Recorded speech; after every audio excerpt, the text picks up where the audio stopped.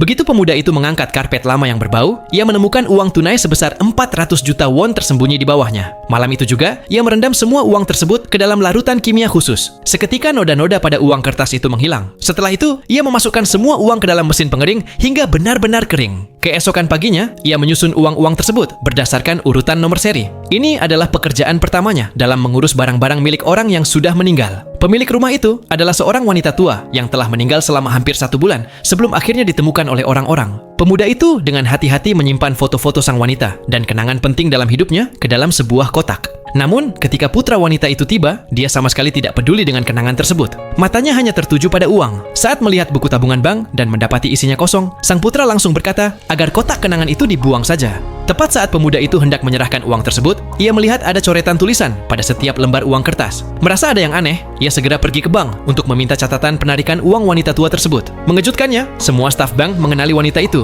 Mereka tahu bahwa wanita itu menderita penyakit Alzheimer. Wanita itu datang ke bank setiap hari dan menarik uang sebesar 14 juta won. Segera setelah menarik uang, ia akan menelepon seseorang. Saat itulah si pemuda teringat nomor telepon yang tertulis di lembaran uang tadi. Ketika ia mencoba menghubungi nomor tersebut, ternyata yang mengangkat telepon adalah putra wanita itu sendiri. Tak lama kemudian, sang putra datang untuk mengambil barang-barang ibunya. Namun pandangannya tetap tidak lepas dari tumpukan uang.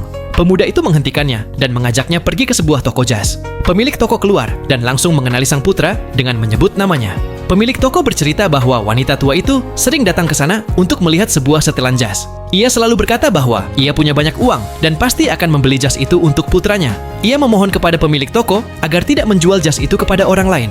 Namun, karena penyakitnya, setiap kali ia menarik uang, ia justru menyembunyikannya di bawah karpet rumah dan lupa akan niatnya membeli jas tersebut. Pemuda itu kemudian menyerahkan kotak kenangan tadi kepada sang putra. Namun, sang putra justru marah dan membanting kotak itu ke tanah, lalu menginjak-injaknya dengan emosi.